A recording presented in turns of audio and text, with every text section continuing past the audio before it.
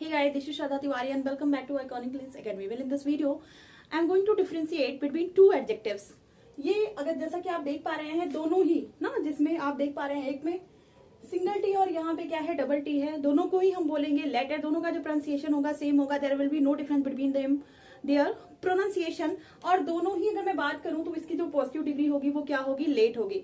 But you know what, they are the most confusing in their usages ना. अगर आप इनको यूज करने लगते हो तो बहुत ज्यादा कंफ्यूज हो जाते हो आपकी, whether you have to use single T letter और डबल टी लेटर. तो ठीक है, इसमें हम पूरा आपको क्लियरली एक्सप्लेन करेंगे कि where you have to use letter single T and where you have to use letter double T. Okay, तो दोनों की अगर मैं बात करूं तो हिंदी में जो दोनों का मतलब होगा वो क्या होएगा, बाद ना. दोनों का मतलब क्या होगा, बाद. ठीक है, एक का मतलब होगा बाद वाला और दूसरे का मतलब क्या होएगा, बाद में. ठीक है, इसका जो मतलब होगा वो बाद वाला होगा और इसका जो क्या होगा वो क्या होगा, बाद में. And both are the adjectives are the comparative degree of late. अगर मैं बात करूं ये दोनों ही क्या है, कंपैरेटिव डिग्री है. डिग्री एडजेक्टिव के डिग्रीज की कौन से फॉर्म में आएंगी, तो ये कंपैरेटिव फॉर्म में आएंगी और ये दोनों का ही जो आपका पॉजिटिव डिग्री होगा वो क्या होएगा, लेट होगा. तो लेट का यहाँ पे, लेट तो आप इजीली समझ जाओगे कहाँ पे आपको लेट का यूज करना है. बट जो सबसे बड़ा एक कंफ्यूजन क्रिएट करता है वो इन दोनों के ही यूजेस क्रिएट करते हैं. And before moving I just want to tell you something कि पहले आप इनके एंटोनिम देख लो. तो शायद अगर आप एंटोनिम देखोगे ना तो आपको अच्छे से समझ में आ जाएगा. अगर मैं यहाँ पे लेटर की बात करूं, जिसका मतलब होता है बाद में, तो ये जो है एंटोनिम है किसका, अर्लियर का. ये एंटोनिम है किसका, अर्लियर का. ठीक है, जो लेटर का एंटोनिम होगा मतलब जो इसका अपोजिट वर्ड है वो क्या है, अर्लियर. अर्लियर का मतलब क्या होएगा, पहले, और लेटर का मतलब क्या होएगा, बाद में. ठीक है, तो ये दोनों ही क्या है, एक दूसरे के एंटोनिम है, एक दूसरे के क्या है, कॉन्ट्रास्ट में है. और अगर मैं इस लेटर को उठाऊं तो ये जो है ये किसका एंटोनिम है, फॉर्मर का. ये किसका एंटोनिम है, फॉर्मर का. और फॉर्मर का मतलब भी क्या होता है, पहले. इसका मतलब भी क्या होगा, पहले, और इसका मतलब तो बाद वाला होएगा ही. ठीक है, तो अब थोड़ा सा अगर आप दिमाग लगाएंगे तो आपको ये समझ में आ जाएगा कि ये जो लेटर है और ये अर्लियर है, इसका जो यूज होता है वो किसके लिए होता है, टाइम के सेंस में. किस सेंस में होता है, टाइम के सेंस में. और ये वाला जो है इसका जो यूज होता है वो किस सेंस में होता है, सीक्वेंस. किस सेंस में होता है, सीक्वेंस, क्रम में. सीक्वेंस और ऑर्डर आप कुछ भी कह सकते हो. तो इसका जो यूज होता है ना वो किस सेंस में होता है, टाइम में. किसका, अर्लियर और लेटर दोनों का. अब अर्लियर का मतलब होएगा पहले और लेटर का मतलब क्या होएगा, बाद में. और दोनों का जो यूज होता है वो किस सेंस में होता है, टाइम के सेंस में, मतलब समय के सेंस में. और वहीं ये जो आप डबल टी वाला देख रहे हो, लेटर, ये एंटोनिम है फॉर्मर का. और इन दोनों, लेटर और फॉर्मर दोनों का यूज हम किस सेंस में करते हैं, सीक्वेंस के सेंस में, मतलब एक क्रम के सेंस में. ठीक है, तो ये अंतर है दोनों. ये लेटर टाइम डिनोट करता है जबकि ये लेटर आपका सीक्वेंस डिनोट करता है. ठीक है, किसी चीज की आप ये कह सकते हो सिचुएशन को डिनोट करता है. ठीक है, तो ये अंतर है दोनों में. ये टाइम दिखाएगा जबकि ये क्या दिखाएगा, सीक्वेंस दिखाएगा. किसी भी चीज का एक ऑर्डर दिखाएगा, रैंक दिखाता है. ठीक है, अब थोड़ा सा हम एग्जाम्पल के थ्रू समझते हैं. अंतर तो आपको पता चल गया, ये टाइम के सेंस में आएगा जबकि ये के सेंस में आएगा, सीक्वेंस के सेंस में आएगा, ऑर्डर के सेंस में आएगा, रैंक के सेंस में आएगा. अब चलिए थोड़ा सा हम एग्जाम्पल के थ्रू हम इसे क्या करते हैं, समझते हैं. ठीक है, जैसे मैंने कहा ही केम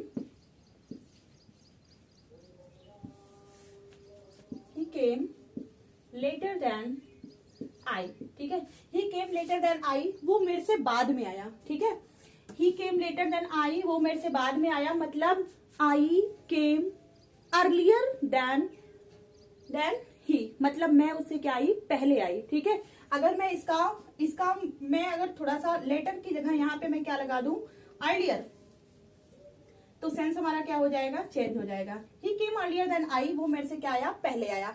तो बात हम यहाँ पे किसकी कर रहे हैं, लेटर की. अब जैसा कि ये लेटर का एंटोनिम था तो मैंने एग्जाम्पल के थ्रू थोड़ा सा इसे भी समझा दिया. तो यहाँ पे हम क्या लिख रहे हैं, ही केम लेटर देन आई, मतलब वो मेरे से बाद में आया. ठीक है, वो मेरे से बाद में आया. तो आपको सीधा सीधा इससे समझ में आ रहा है कि ये क्या दिखा रहा है, टाइम दिखा रहा है. मतलब मैं पहले आई और वो मेरे से बाद में आया. ठीक है, तो टाइम के थ्रू अगर हम देखें तो मेरा जो अराइवल हुआ वो पहले हुआ, उसके बाद कौन अराइव किया, उसके बाद कौन अराइव किया, उसने अराइव किया। ठीक है, तो ये लेटर आप देख रहे हो कि ये लेटर किसको डिनोट कर रहा है, टाइम को। And one most important thing that you have to understand, अब आप जितने भी प्रीपोजिशन देखे होंगे, आपने जितने भी प्रीपोजिशन देखे होंगे उनके बाद आपका कौन सा केस आता है, प्रोनाउन का ऑब्जेक्टिव केस आता है हमेशा।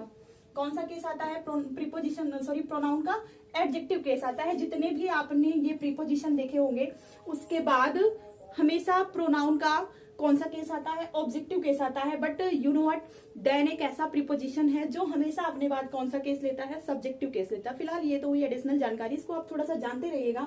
देन के बाद जो हमेशा प्रोनाउन का कौन सा केस आएगा, सब्जेक्टिव केस आएगा। बाकी देन को छोड़कर जितने भी आपके प्रीपोजिशंस आएंगे वो हमेशा उनके बाद जो प्रोनाउन होगा उसका कौन सा केस लगेगा, ऑब्जेक्टिव केस लगेगा। लेकिन देन हमेशा अपने साथ कौन सा केस लेता है, सब्जेक्टिव लेता है। ठीक है, ये आप हमेशा जानते रहिएगा, नहीं तो आपका सेंटेंस क्या हो जाएगा, रॉन्ग हो जाएगा।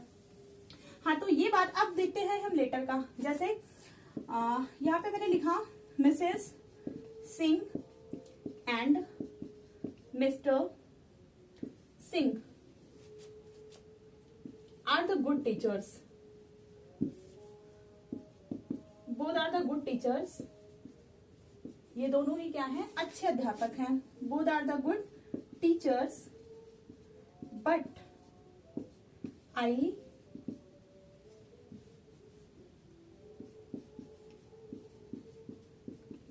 प्रिफर टू लेटर,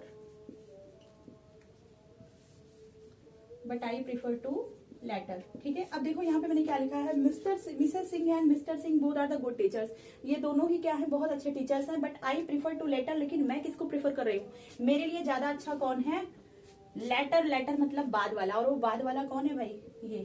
ठीक है, ये दोनों ही क्या है, दोनों ही अच्छे टीचर्स हैं, लेकिन मैं किसको प्रिफर कर रही हूँ, बाद वाले को। तो बाद वाला क्या है, मिस्टर सिंह। अच्छा, एक चीज अब देखो, आप यहाँ पे ध्यान दोगे तो मैंने सीक्वेंस में लिखा है, पहले मैंने मिसेस सिंह को लिखा, फिर मैंने मिस्टर सिंह लिखा।